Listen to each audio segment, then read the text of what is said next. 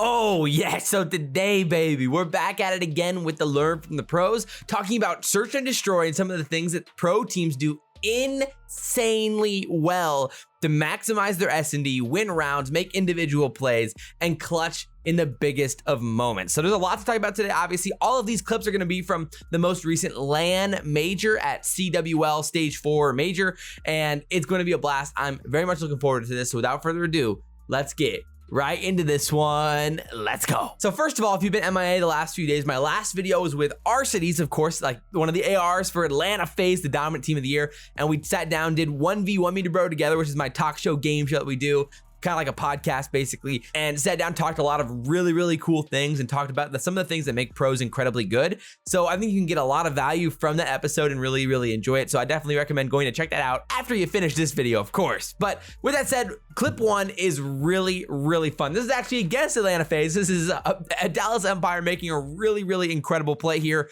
on standoff against Atlanta FaZe. We're actually gonna have another clip from this exact map later in the video because there's so many good things that Dallas does here, but this is an awesome play from Dallas to make the bomb plan happen and play their lives in a 2v3. So what you're gonna be seeing here first off the rip is obviously they're down a man and they're trying to plant this A bomb. And what's really important to notice is how, again, are so good at taking what the defense gives them. So they get the bomb down, and what Krim immediately after he gets in that gunfight with Arcides, who's sitting in the back of the spawn, he wraps back to check mid to see if they have a chance to potentially wrap out. Because if they can actually get to general store, it gives them a chance to play their numbers in a 2v1 or a 2v2 on the flank.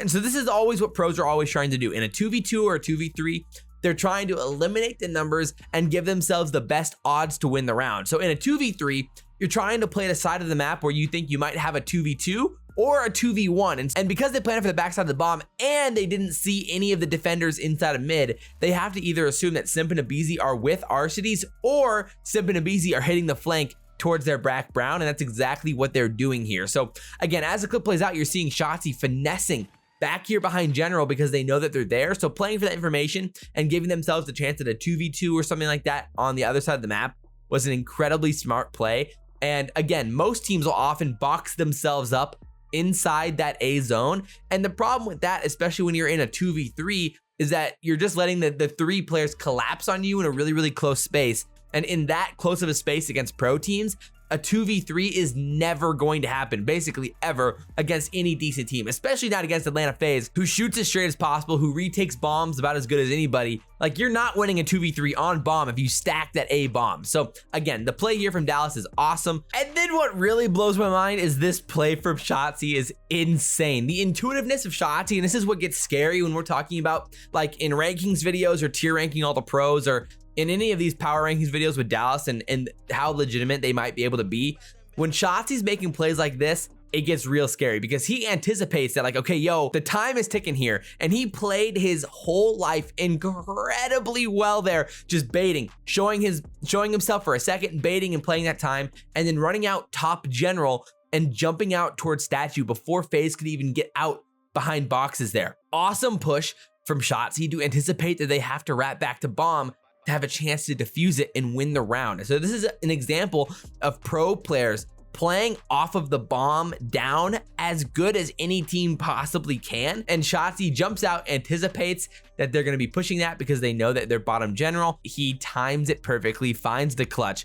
That play from Shotzzy is insane. Again, the intuitive nature of him naturally reacting to, okay, I'm gonna hop out top because they're gonna push Krim and get that kill, and then I can time it, so catch them on the rotation back towards bomb. Time is on my side here, and we're gonna win the round. Oh my goodness, dude. Those plays get me hyped. He's been on another level lately, and that is just some classic learn from the pros right there, baby. Absolutely things you love to see. So I didn't realize how Dallas themed this episode is until right now, but Empire played an incredible weekend of Call of Duty and they played a lot of matches. So there's a lot of SnD to talk about from them here. And this is a clip against Toronto on Miami. And again, Toronto's been one of the best SnD teams on the year, but in this situation, the roles are reversed from the last clip where the bomb is down, Toronto has bomb down, and it ends up being a 2v3 for Dallas's retake. And pay attention to Shotzzy and the plays he makes here throughout this round. And I'm actually just gonna play the clip through because Merc and Maven do a really good job of breaking this one down, and they're doing my job for me. So let's check this clip out and show the importance of the plays that Shotzzy's making to identify Insight, who's watching over the bomb, and the natural instincts that he has here. Let's roll it. Pull off something insane again. Might have a one-on-one on the other side. Well, Shotzzy, again, he's finding kills early in rounds. To get 3 of these. He's had the first blood of the trade right after. Some damage in, but Vance will get behind it. Shotzzy's behind it again. Shotzzy might stop this. I think he will. He can stop this plant. Oh, he doesn't see him on the bomb. Oh, the timing. Bomb's down, but they're going to have the man advantage. Well, there's eyes on one. Shotzzy continuing to get information. Just give him a little love tap to let him know he's aware he's there. This where's Kleenex, right? That's what they're waiting on. Lurking. Yep. Here he comes. Shotzzy reads it. Shotzzy continues to make plays within this round. On 5 in a row. Popping the bomb. Trust the teammates to get the kill. Is Empire cruising in the search? Well, that's just an individual play. He finds the first blood.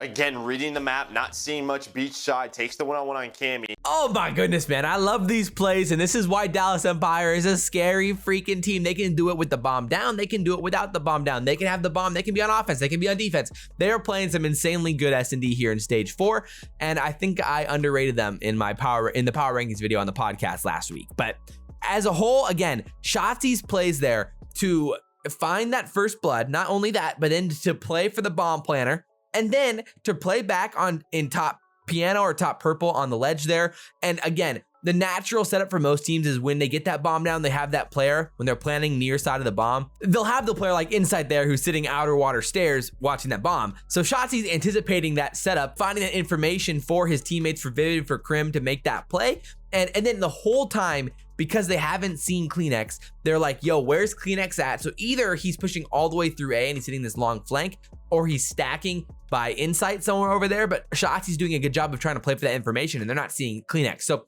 immediately Kleenex's natural instinct, or Shotzi's natural instinct, is to look for Kleenex on the flank. He shoots at insight and then immediately turns to watch his flank because Kleenex is probably going to be there, and voila, he's there. They find the kills, win the round. Shotzzy is making insane plays around the map again. And these natural instincts of like, once you shoot your gun, anticipate the trade, are these really small natural instincts that as a newer player or as a competitive player, you need to continue to develop your natural instincts inside of respawns and SNDs about anticipating those trades and playing that mind game with your opponent inside of SND for sure. And the pros are as good at it as anyone. My goodness. So this next clip, there is a ton going on here because this is Optic v Dallas on Express, and both teams make some awesome plays in this round. So there's some really, really good Call of Duty going on here. So first thing we got to watch is that Optic's getting this bomb down, and Dallas does an incredible job of playing for information to get the information on these setups and then work that information and turn it into kills. And that you're seeing Crim here shoot the feet there. Then he's working with Vivid to play through Ticket Booth and get that line of sight on the staircase. And again, these plays from Dallas are insanely good. The patience to play for the information first and then work together to work those lines of sight is really, really impressive. And it gives them the advantage in the round. But the thing is that Formal is also doing a great job on the flank there, watching the flank for Optic and finding the kill and then killing Vivid, which Vivid definitely overchows that. It's something that where they don't really necessarily need to peek, but they maybe need to watch, but not to peek that long line of sight. Because again, something in SnD that you're always playing for is the untradeable kills or the tradable kills. And so like for example there, if Vivid is laying down and watching that angle, it forces Formal to have to push out to even chow that. That's a tradable kill for Crim because Crim could potentially push that and try to kill Formal. When Vivid is looking at that long line of sight, the rest of the map is unfindable for like a guy like Crim, and Formal can easily get away. A gunfight like that is untradeable, and those types of gunfights are things that generally you want to avoid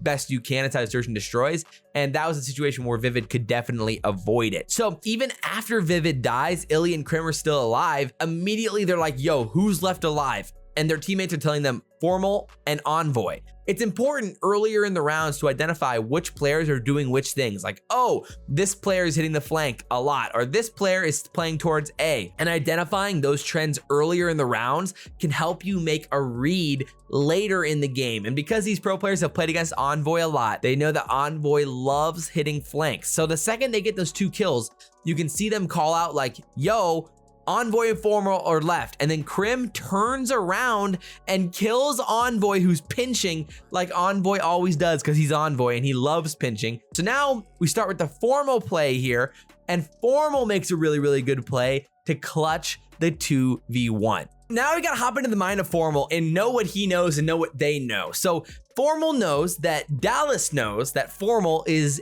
over here somewhere because he just killed 2 of their teammates, so that they know that he's either in a blue hallway or he's gonna be pushing down blue ramp towards backside of B bomb, or he could be pushing through rails and hitting that side of the bomb as well.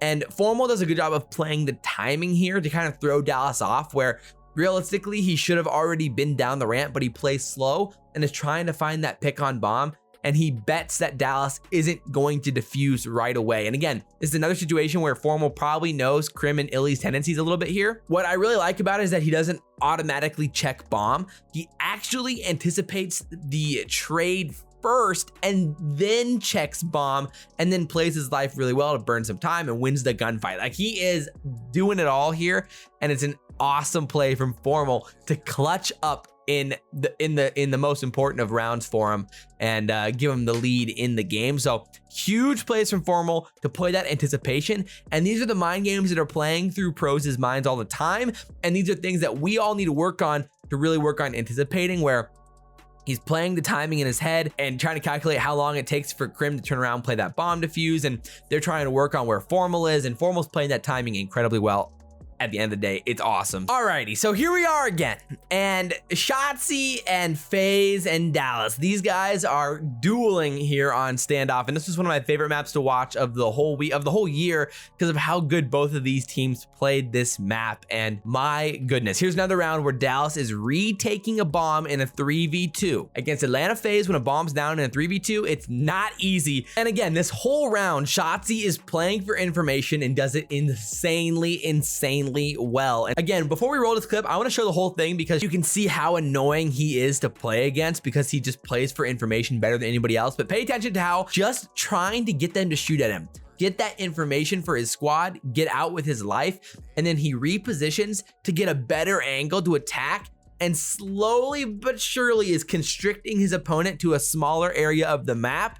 And then he just is playing time over and over again. Let's check it out. Tagged up, trying to stay alive as Trim6 again strikes with the first blood, but he does get traded out, and that A-bomb side wide out in the open. Oof, wide out in the open. Shotzzy now still trying to keep this run alive. 3 though, to his name. That bomb has made its way all the way over towards A. They should be able to get that one down. Here comes the plant from Sim. Coverage though for Dallas Empire across the rest of the map. Should have those angles, and it's going to be Shotzzy once again. This time up against Arsty's by the back of the shot. Heavy tags. He's not going to win that gunfight at that range. Arsty's too strong right now. Again, mid-map coverage, all good. Dallas has got a lot of room to work with, but here we go.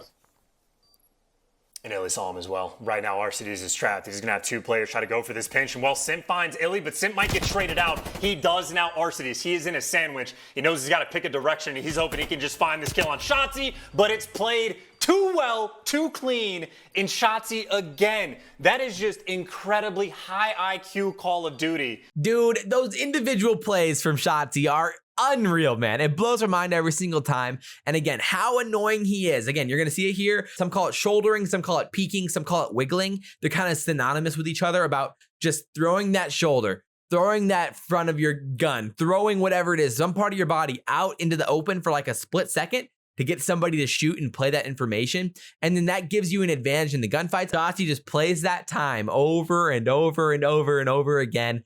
And it's so freaking good, bro. It gets me hyped to see plays like that. The intelligent, patient search and destroy. And I'm sure that Crim gets absolutely hyped about that too, seeing Shotzzy make plays like that. So man, as a whole, this Dallas team is getting really, really scary at search and destroy. And I can't imagine the strats and the next level situational plays that they're going to be making here in stage 5 as this roster with Vivid gets even more and more well put together and oiled as they get towards stage 5 and the COD champs as well. So my goodness, boys, this was an awesome episode of Learn from the Pros. I hope you guys enjoyed it. If you guys did, like, comment, subscribe, share the video if you guys really enjoyed it. And again, go check out my conversation with Arcedes. It was awesome. My most recent upload, and it's worth checking out for sure. I appreciate you guys. Again, as always, I'm your boy SalvationsElite, and we will see you next time. I'm out.